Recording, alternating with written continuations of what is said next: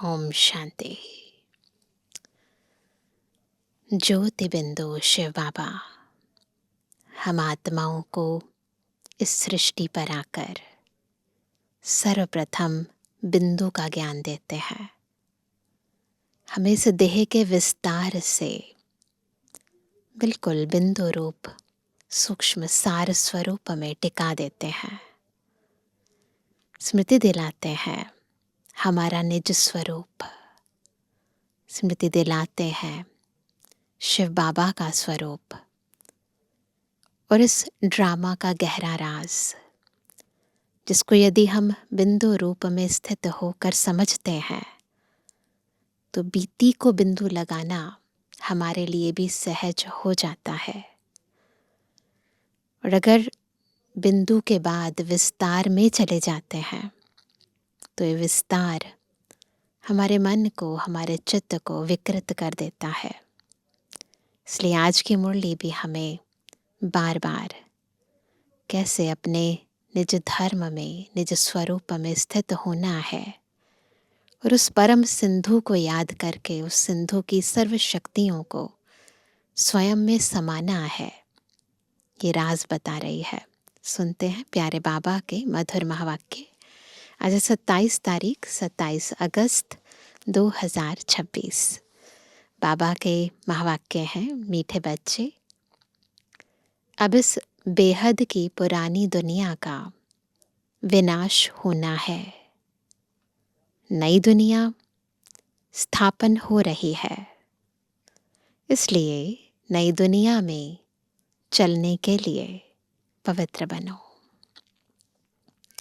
प्रश्न है, परमात्मा के बारे में तुम बच्चे कौन सी वंडरफुल बात जानते हो जो मनुष्यों की समझ से बाहर है?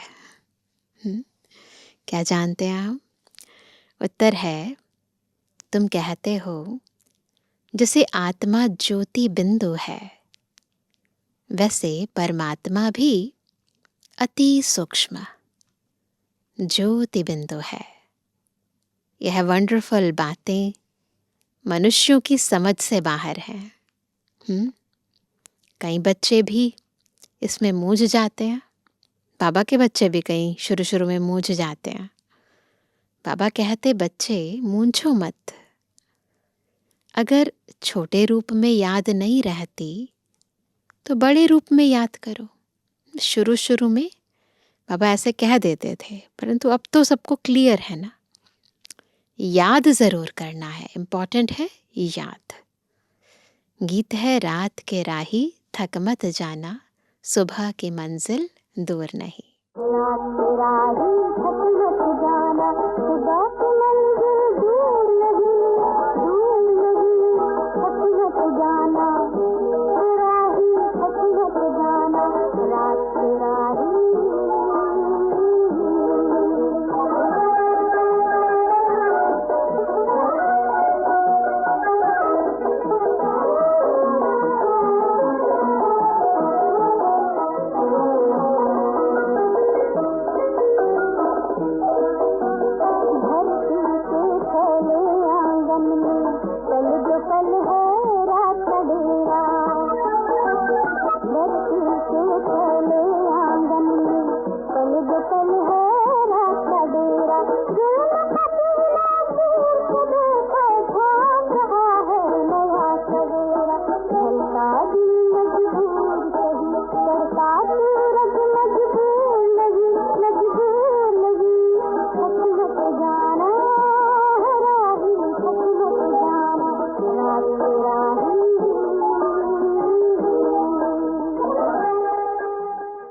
ओम शांति। रूहानी बच्चों को रूहानी बाप बैठ समझाते हैं तो सभी बिल्कुल रूह होकर बैठेंगे। सुप्रीम रूह हमें समझा रहे हैं, पढ़ा रहे हैं। इसलिए बच्चों को आत्म अभिमानी हो बैठना है। ऐसा और कोई जगह समझाया नहीं जाता। कोई भी साधु संत ऐसे नहीं समझाते कि आत्म अभिमानी हो बैठो। यह एक बाप ही समझाते हैं, और किसको कहने आएगा नहीं, क्योंकि बाकी सब तो दे अभिमानी है ना, वो कैसे कहेंगे। यह युक्ति कोई बता नहीं सकेंगे। तुम बच्चे भी समझते हो हम आत्मा है। आत्मा ही एक शरीर छोड़ दूसरा लेती है। कब बैरिस्टर, कब डॉक्टर बनती है। आत्मा ही अभी पतित बनी है, फिर पावन बनेगी। आत्मा में ज्ञान धारण होता है। बाप निराकार ज्ञान का सागर है, तो जरूर आकर ज्ञान सुनाएंगे ना। पतित पावन है तो जरूर आकर पावन बनाएंगे। वह है सुप्रीम परम पिता परमात्मा। मैं तुम्हारा बाप सुप्रीम हूँ, नॉलेजफुल हूँ। मुझे अपना शरीर नहीं है। यह सब नॉलेज तुम्हारी आत्मा धारण करती है, तो तुमको आत्म अभिमानी बनना है। तो जितना जितना हम आत्म अभिमानी होकर यहाँ बैठेंगे, उतना उतना ईश्वरीय ज्ञान हमारी आत्मा में धारण होता जाएगा। हम स्वरूप बनते जाएंगे। देह अभिमान नहीं रखना है, और कोई ऐसी जगह नहीं जहाँ सुनने और सुनाने वाले दोनों देही अभिमानी हो। सारी दुनिया में कोई ऐसी जगह नहीं है। बाप तो है ही निराकार। वह आकर तुमको राजयोग सिखलाते हैं। बाकी सब मनुष्य है ही देह अभिमानी। भल इन लक्ष्मी नारायण के लिए कहेंगे यह आत्म अभिमानी थे, फिर भी देहभान तो रहता है ना। यह ज्ञान परमपिता परमात्मा ही आकर देते हैं। आत्मा को धारण करना होता है। आत्मा को ही पतित से पावन होने की युक्ति बताते हैं। अभी सारी दुनिया का डाउनफॉल है, फिर राइज करने आते हैं। यह तुम बच्चे जानते हो। डाउनफॉल माना डिस्ट्रक्शन, राइज माना कंस्ट्रक्शन, स्थापना और विनाश। स्थापना किसकी? नई दुनिया की, स्वर्ग की स्थापना। और फिर पुरानी दुनिया हेल, नर्क का विनाश। डिस्ट्रक्शन और कंस्ट्रक्शन। कलयुग है पुरानी दुनिया, इसका विनाश जरूर चाहिए। विनाश की निशानी यह महाभारी महाभारत लड़ाई है। महाभारत का वृतांत महाभारत शास्त्र में दिखाते हैं। बाप ब्रह्मा द्वारा स्थापना करते हैं, सो तो जरूर नई दुनिया की करेंगे ना। खुद भगवान स्थापना कर रहे हैं तो नई दुनिया की रचना करेंगे ना। यह है बेहद का विनाश और बेहद की स्थापना। बाप ही नया मकान बनाएंगे बच्चों के लिए, फिर पुराना जरूर खलास कराएंगे। तुम समझते हो बाबा अब नई दुनिया स्थापन कर रहे हैं। इस ज्ञान द्वारा, योग द्वारा बाबा नई दुनिया की स्थापना कर रहे हैं। तमो प्रधान से फिर सतो प्रधान बनाने के लिए हमको तैयार कर रहे हैं। विनाश के लिए महाभारत की लड़ाई मशहूर है। कहते हैं यह वही समय है, वही स्टार्स आकर आपस में मिले हैं जो महाभारत के समय में थे। दुनिया में ऐसा कहते हैं ना कि ये वही ग्रहों की नक्षत्रों की दशा है जो महाभारत काल में थी। तो वह ऐसे कहते हैं कि वही स्टार्स आकर आपस में मिले हैं जो महाभारत के समय थे। इस सीढ़ी में भी लिखा गया है भारत के उत्थान और पतन की अद्भुत कहानी। इस लाइन में कल्प कल्प अक्षर भी आना चाहिए। शुरू से अंत तक मनुष्य 84 जन्म लेते हैं। यह भी तुम्हारी बुद्धि में है। मनुष्यों की बुद्धि को तो एकदम गोदरेज का ताला लगा हुआ है। हमारी बुद्धि का ताला खुल गया, उनकी बुद्धि का ताला तो अभी भी बंद है। इन बातों को मनुष्य को जानना है।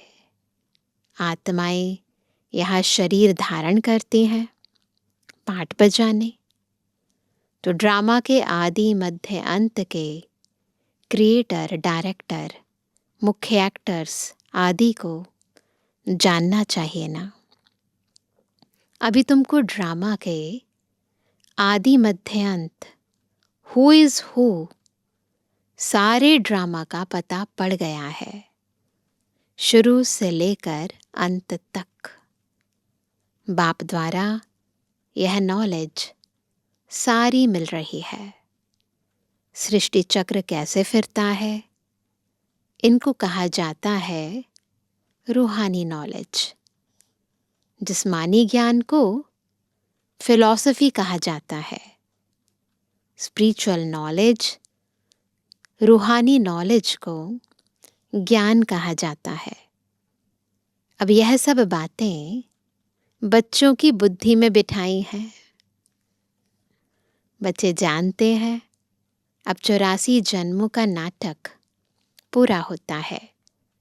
अभी हम वापस जाते हैं, परंतु पतित कोई वापस जा ना सके। नहीं तो इतने जप तप तीर्थ आदि क्यों करते? पवित्र बनने लिए ही गंगा स्नान करने जाते हैं। तो कहीं ना कहीं भक्ति में भी आत्मा को पता है कि यदि हमें मुक्ति को प्राप्त करना है, भगवान के पास जाना है, तो उससे पहले हमें पावन बनना है। इसीलिए ये यज्ञ करते हैं, व्रत रखते हैं, तप करते हैं, तीर्थ यात्राएं करते हैं, गंगा स्नान करते हैं। तो बाबा कहते हैं परंतु उससे कोई पावन तो बन नहीं सकते, इसलिए वापस कोई जा नहीं सकते। गपोड़े तो बहुत लगाते हैं कि फलाना पार निर्वाण धाम गया, ज्योति ज्योत समाया। बाप ने समझाया है वापस कोई जाता नहीं है। सब एक्टर्स यहाँ ही है। जब 111 में आने वाले लक्ष्मी नारायण की आत्मा भी यही है, तो फिर बाद वाली आत्माएं तो यही होंगी ना। अभी नाटक पूरा होता है तो सभी स्टेज पर खड़े हुए हैं। अभी सब यहाँ मौजूद हैं। मनुष्यों को पता नहीं कि बौद्धि, क्रिश्चियन आदि कहाँ है। तुम समझते हो जो सब आत्माएं ऊपर से यहाँ आई हैं, वह सब इस समय तमु प्रधान है। तमु प्रधान से सतु प्रधान कल्प पहले भी बने थे। बाप ही आकर स्थापना विनाश कराते हैं।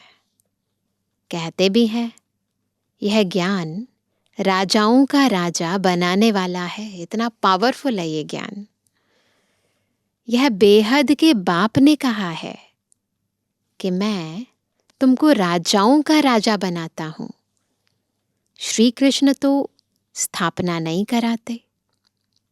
क्रिएटर बाप है। बाप ही आकर समझाते हैं कि तुम मुझे बुलाते ही तब हो जबकि सृष्टि पतित है। ऐसे नहीं कि मैं नई सृष्टि रचता हूं। जिसे दिखाते हैं प्रलय हुई, यह सब रॉन्ग है। मनुष्य बुलाते ही हैं कि हे पतित पावन आओ, तो जरूर पतित दुनिया में आएंगे ना। बाप ही आकर श्री कृष्णपुरी का साक्षात्कार कराते हैं। ज्ञान द्वारा भी साक्षात्कार होता है। जैसे जैसे बाबा बोलते जाते हैं वैसे वैसे हमारी बुद्धि से हमें वो दृश्य दिखाई देने लगता है। तो एक है दिव्य दृष्टि से दिखाना, एक है दिव्य बुद्धि से दिखाना। दिखाते हैं श्री कृष्ण पीपल के पत्ते पर सागर में आया। यह है ठीक बात। नई दुनिया में फर्स्ट श्री कृष्ण ही आते हैं, है ना। परंतु दिखाने का तरीका अलग है। यानी उस समय सारी सृष्टि पर एक ही पवित्र आत्मा सबसे पहले आती है। बाबा कहते सागर में नहीं परंतु गर्भ महल में आते हैं, क्योंकि उस समय दुनिया छोटी सी होती है, भारत भी छोटा सा होता है, तो उसे पीपल के पत्ते के शेप में दिखाते हैं। अंगूठा चूसते बड़े आराम से गर्भ महल में रहते हैं। सतयुग में जो भी बच्चे होते हैं गर्भ महल में रहते हैं, गर्भ जेल में नहीं रहते हैं, बहुत आराम से रहते हैं। उन्होंने गर्भ महल की बात को फिर सागर में पत्ते पर बैठ दिखाया है। वह सब है भक्ति मार्ग की बातें। भक्ति मार्ग में हर सूक्ष्म चीज को स्थूल रूप में और बड़े रूप में दिखाते हैं।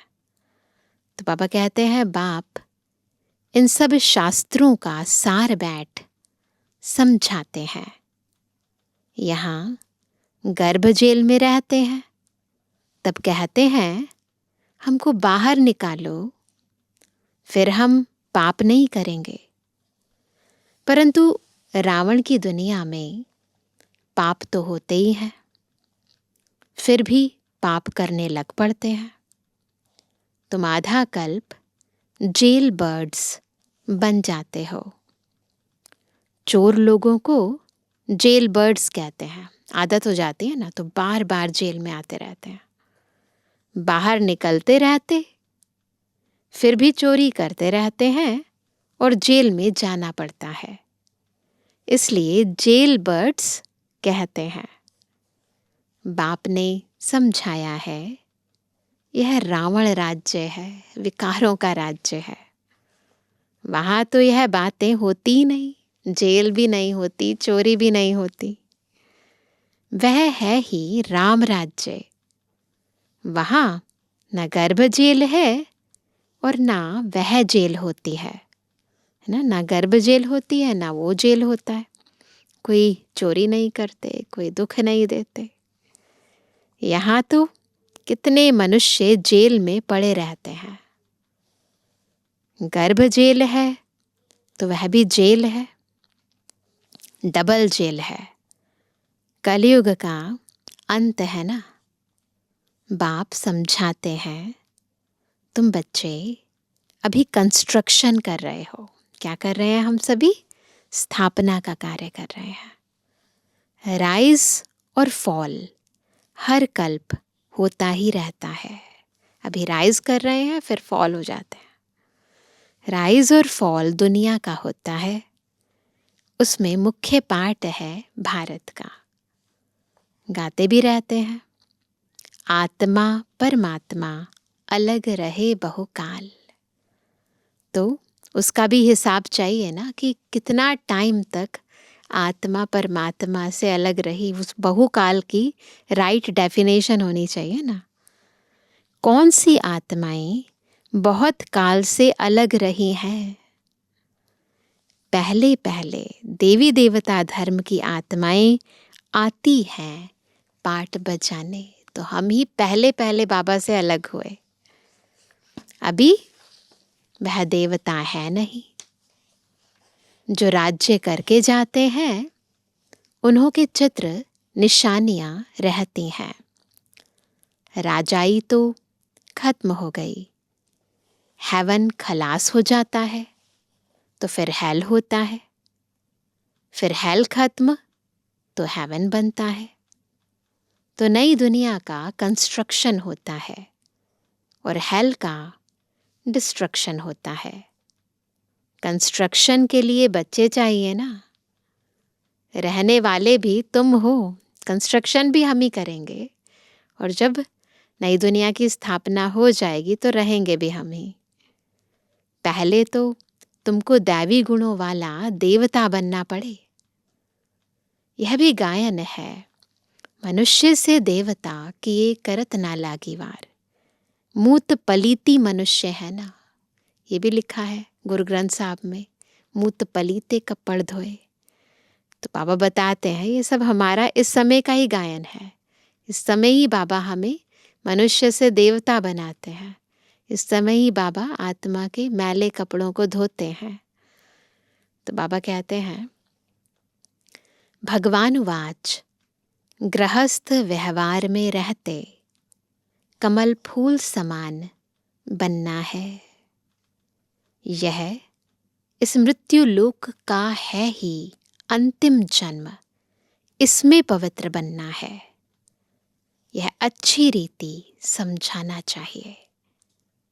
हम यह मृत्यु लोक का अंतिम जन्म पवित्र रहते हैं। बाप कहते हैं, इन विकारों पर जीत पाने से तुम विश्व का मालिक बनेंगे। माया जीते जगत जीत, है ना। बच्चे भी सुनकर फिर औरों को समझाते हैं कि इस पुरानी दुनिया का विनाश सामने खड़ा है। यह वही महाभारत की लड़ाई है। काम महाशत्रु है, इसलिए प्रतिज्ञा करो। वो बातें जो भक्ति मार्ग की गीता में भी लिखित हैं, बाबा कहते हैं कि उसका ही जो हवाला देकर, उसके ही श्लोकों का उदाहरण देकर आप बता सकते हो कि यही वो टाइम है जब बाबा आए हैं, हमें पतित से पावन बना रहे हैं। जिस समय हमें काम जीत बनना है, विकारों पर जीत प्राप्त करनी है, ये वही महाभारत काल है। तो बाबा कहते हैं इसलिए प्रतिज्ञा करो। अभी तुम समझते हो हम पवित्र बनते हैं, इस पुरानी दुनिया का विनाश जरूर होना है, उनके पहले पवित्र जरूर बनना है, ताकि जब विनाश हो फिर स्थापना भी हो, और स्थापना के बाद जब नई दुनिया हो तो पवित्र हम देवी देवताएं इस सृष्टि पर आ सकें।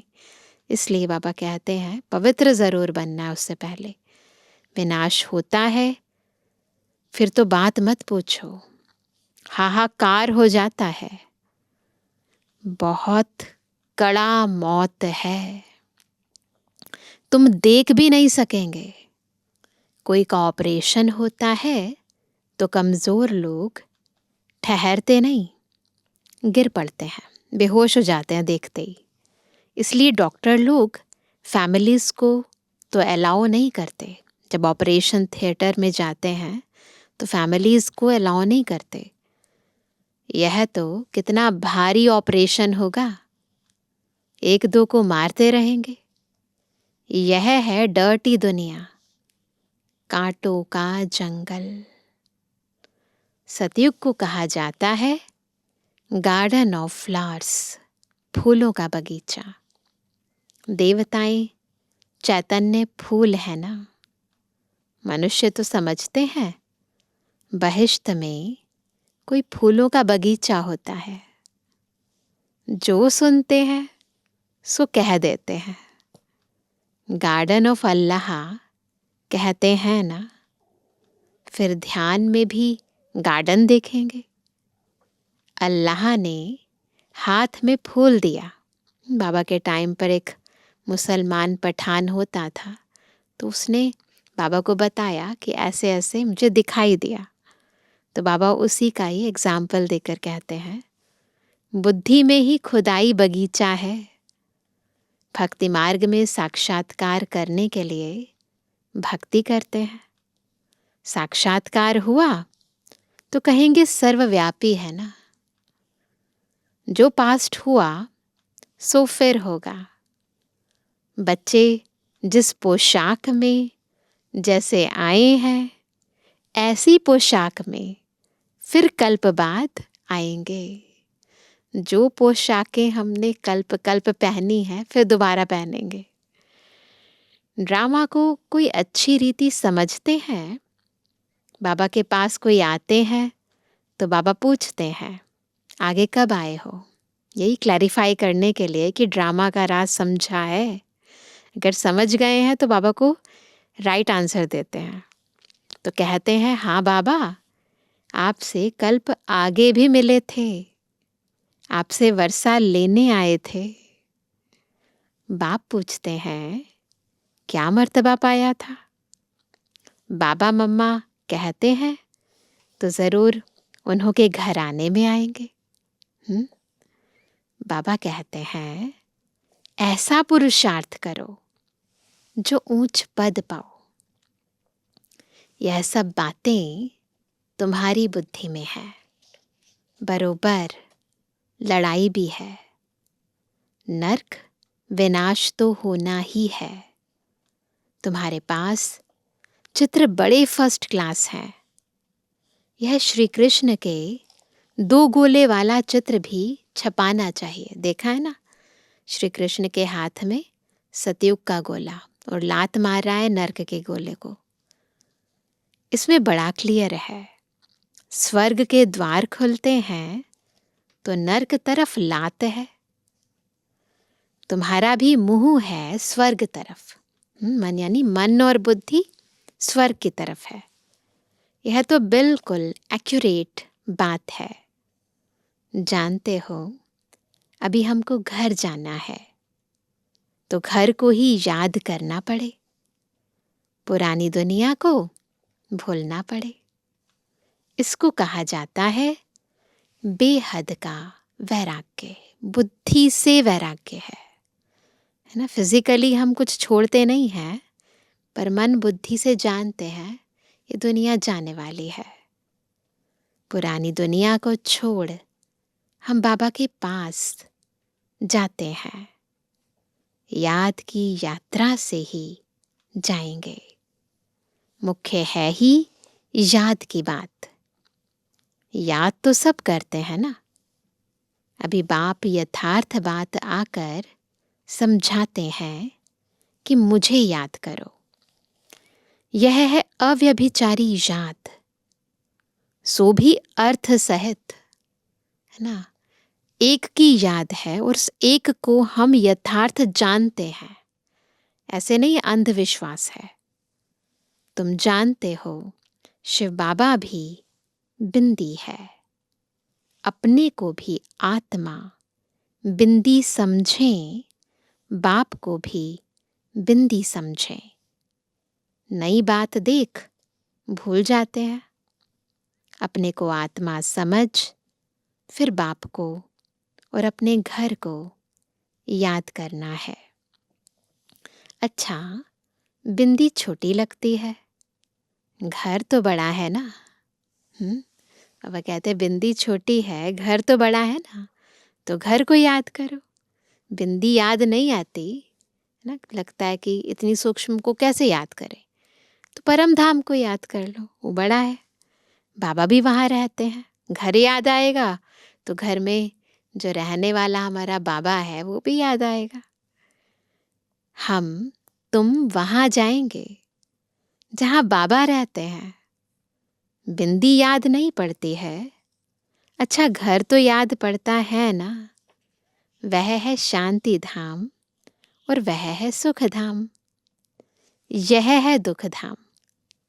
अभी तुम नंबरवार पुरुषार्थ अनुसार पढ़ रहे हो, फिर सुख धाम में आ जाएंगे, नंबरवार ही आएंगे। बाप के बच्चे हैं तो जरूर स्वर्ग की बादशाही चाहिए। कल्प पहले भी शिव बाबा आया था, स्वर्ग की बादशाही दी थी, तुम भूल गए हो। बाप कहते हैं अभी फिर आया हूं तुमको देने। कितने बार तुमने राजाई ली और गवाई है ना, अनगिनत बार। अनगिनत बार वर्षा लिया है, फिर भी ऐसे बाप को भूल क्यों जाते हो? जिससे अनगिनत बार वर्षा लिया हो उसको भूल जाते हैं। माया के तूफान से बहुत लड़ाई होती है, इसलिए नाटक भी दिखाते हैं। माया उस तरफ खींचती है, प्रभु इस तरफ खींचते हैं। ज्ञान में विघ्न नहीं पड़ते, याद में विघ्न पड़ते हैं। इसमें ही मेहनत है। अब बाप कहते हैं महारथी बनो। इस पुरानी दुनिया को तो आग लगनी है। इस यज्ञ में सारी पुरानी दुनिया स्वाहा होनी है, तो महावीर भी बनना है। तुम बच्चों को अखंड, अटल, अडोल राज्य पाना है। कैसा राज्य? अखंड, अटल, अडोल। तुम्हारा बुद्धि योग बाप के साथ ऐसा रहे जो भल कितना भी तूफान आए, माया कुछ कर ना सके। यह है तुम्हारी पिछाड़ी की अवस्था। जब ट्रांसफर होना होता है तो उस समय ऐसी अवस्था होती है, बस एक बाप, दूसरा न कोई। जैसे स्कूल में इम्तिहान पिछाड़ी को होते हैं, तुम्हारी माला भी पिछाड़ी में बनेगी। तुमको बहुत साक्षात्कार होगा, फलाने यह बनेंगे, फलाना ये बनेगा, ये दासी बनेगी, ये सब बताएंगे। उस समय तो कुछ भी कर नहीं सकेंगे, रिजल्ट आउट हो गया, फिर थोड़ी ना कुछ होगा, फिर पछताना पड़ेगा। यह हमने क्या किया, श्रीमत पर क्यों नहीं चला। परंतु अंत समय में कुछ हो नहीं सकेगा। ऐसे बहुत पछताते हैं मनुष्य। किसका खून कर फिर बाद में पछताते हैं। परंतु खून तो हो गया, फिर क्या कर सकेंगे। गुस्से में आकर खून कर देते हैं, मार देते हैं, फिर बाद में जब जेल में जाते हैं तो पश्चाताप बहुत होता है। इसलिए बाप कहते हैं गफलत मत करो, अपना पुरुषार्थ करते रहो। अच्छा, मीठे मीठे सिकंदर जन्मवानी बच्चों पे जुड़वानी बाप दादा का दिल जान सको प्रेम से नंबरवार पुरुषार्थ अनुसार याद बनवानी। रूहानी बच्चों की रूहानी बाप दादा को गुड मॉर्निंग, नमस्ते नमस्ते नमस्ते। धारणा के लिए मुख्य सार है, पहला, 84 जन्मों का नाटक अभी पूरा होता है, वापस घर चलना है। इसलिए आत्म अभिमानी रहे, पावन बनना है। देह अभिमान मिटाना है।